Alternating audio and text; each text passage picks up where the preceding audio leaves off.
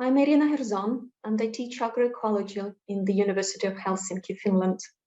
And this is my pleasure to welcome you to this unique course.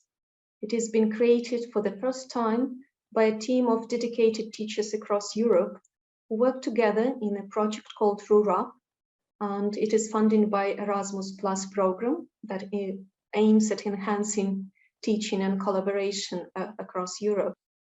So when we speak about agricultural production, we usually have in mind those vast monoculture fields, but this is not all what it is there. All across Europe and indeed the world, there are also landscapes that are used for production, and yet they retain extremely diverse natural and cultural context.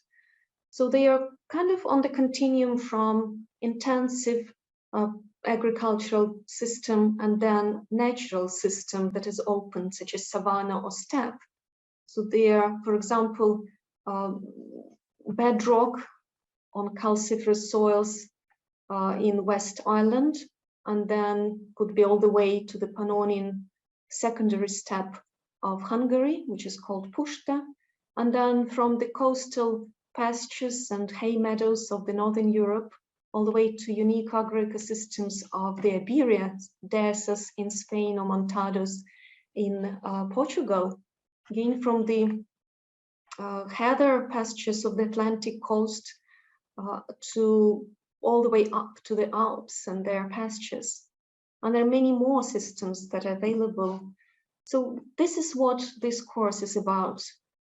You will know more about them during the course, and the focus will be on their sustainable development. In this very brief introduction to the course, I will just outline you what this course might give you and how we're going to work together in it. So it is our hope as teachers that once completed this course, you will gain a broad understanding of social, environmental, and economic characteristics of those peripheral rural areas. You will recognize their needs and opportunities for sustainable development. You will also gain understanding of stages and key elements of the innovation process, and specifically participatory innovation process. You will become aware of the variety of existing innovations of relevance across Europe. And the last but not the least, you will be able to practice collaborative work online and also in English for those who is not native in this tongue. Additionally, this course will give foundational knowledge for a much more interactive and creative learning event in the summer school that is prepared by this project in August 2022. In this course, we will work through 6 modules. They are designed to present an innovation process, a generic innovation process. There can be different ones, but this is the one that is applicable to our case.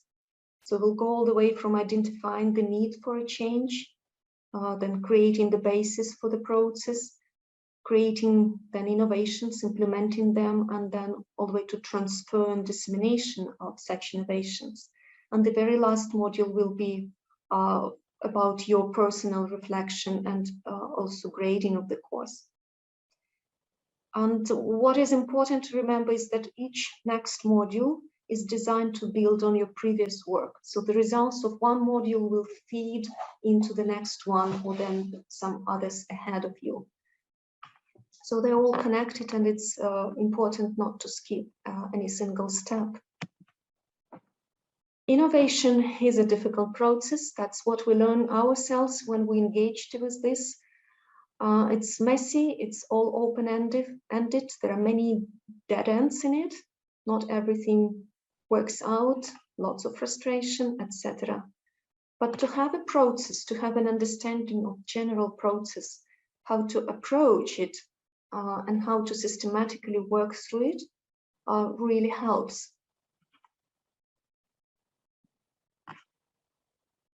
So each of you will choose one peripheral rural area, the case, to work with. And we expect those of you who come from a specific country will choose your own country to work with closely. So there are these countries across Europe, and as I mentioned, you will be able to learn deeper about your own case, but also you will be able to exchange information and context from different countries across the course. So you will know what innovations exist elsewhere. So all of these cases, what we call, come from real world expertise, because some of teachers in the course worked with those areas and innovations in them for decades. So these are not theoretical cases, they're not created artificially just for this course. This is actual actors, actual situations, actual problems. And each case is also structured in 4 parts that are logically present this case, and it's worth following them as they presented to you. So in the module 2, you will go and work with part A of the case and so forth. So step by step. In each module, you will get material such as recorded presentations and reading of your case, maybe some links. You will run self-assessment in Moodle, very simple, sort of multiple choice questions or others, just to check that you understood everything, especially if you work in a foreign language, that's important. There will be one submission each week that will will engage you to work deeper and more creatively with your case. And that will not be graded. The only thing that you will get on it is feedback, either from other students or from teachers. And then in the end of the course, in module 6, what you will do is to compile those submissions into individual portfolio. And if you want to improve any of the parts of this portfolio at that stage, based on feedback or some additional learning, or maybe you have more time at this stage, whatever, you're welcome to improve it and then submit the final portfolio. And that will be the only basis for grading your performance in the course.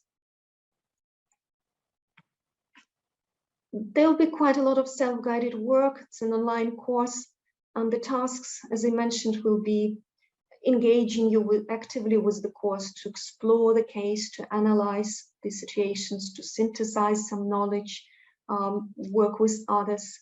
So we hope, even if we work online, it will be fairly engaging, and it will require systematic work. There is no exam in the end of the course, but you will need to work with it week by week. And it may prove quite time-consuming, but as a team of teachers, we carefully calculated the expected number of hours to work with this course. Of course, some of us need more time and some less, depending on many things. But approximately, the number of credits that you're getting from the course should correspond to the number of hours that you're putting in it. So that's one of the things that you have to keep in mind. Don't spend the whole week just reading through one piece. You have to also manage your own time. Why we're doing it this difficult way? I guess this is mainly because as educators, we look at or follow the situation, a very active discussion of what learning is about and what are skills and competences that employers will require from graduates from the university. And these are less and less those factual information that you have to memorize in the university, because this information is readily available from elsewhere. You can find it from online or other sources. And it's more and more important that you have career skills such as ability to self-guide your learning or your work, to manage a project, and also those learning innovation skills that are called 4 C's, critical thinking, for example. What information that you're gaining is trustworthy, is reliable, because there is just so much of it, and not all of it is all that high quality. There's a lot of misinformation as well. Also the skills of a communication within your own discipline, but also increasingly across the disciplines and also with other actors in the society. So collaboration skills with those other actors, and also creativity, so ability to apply the knowledge that you gain in one place to a new context, to a new situation, to a new task in a creative way, ability to solve problems. And of course, work with information and media and technology, such as online learning, for example, online work generally. And the final thing that is being stressed a lot is the awareness of future graduates with some cross-cutting issues that we're all facing, such as awareness of the global processes, of the entrepreneur abilities, literacy on civic processes and health, and increasingly environmental literacy. So in this course, we're trying really as much as we can ourselves to address these needs of future working life. And also guided by just knowledge of how human brains work and how human minds process information and how we learn. We also think that learning is a construction process. It's not something that you copy from someone's, and teaching is not just pouring knowledge into an empty head.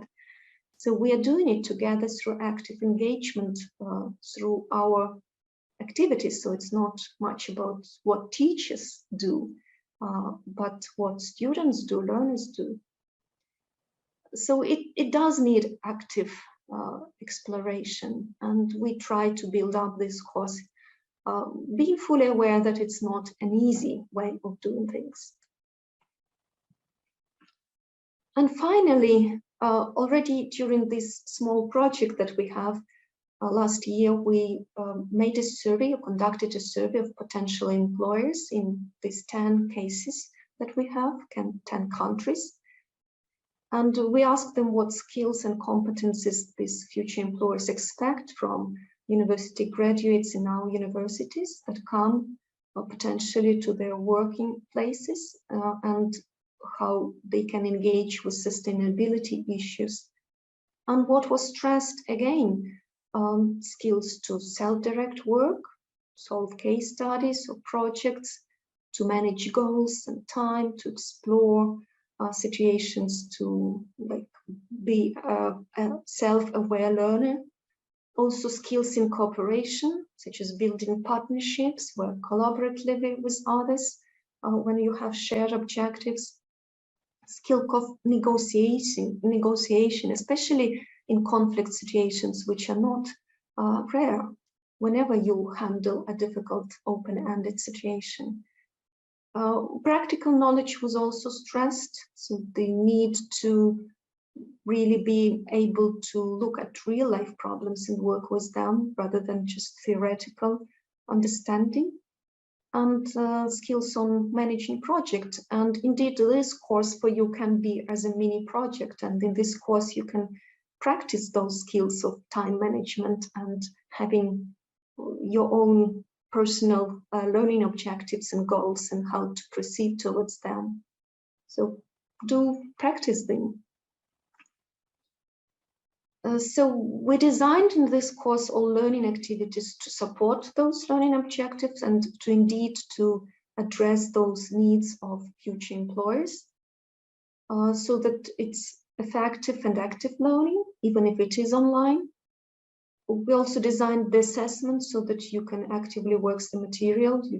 You don't have to memorize all the facts. There is no, again, exam to check facts, but also that it is realistic in terms of workload. And for this, we need also your management of time. And we hope it will be technically feasible, because for many of us, teaching online is still a new experience and we're only learning how to do it better and better. But that's something that will stay with us. It will not disappear anytime soon. And so, warm welcome from myself and from the whole team of the course.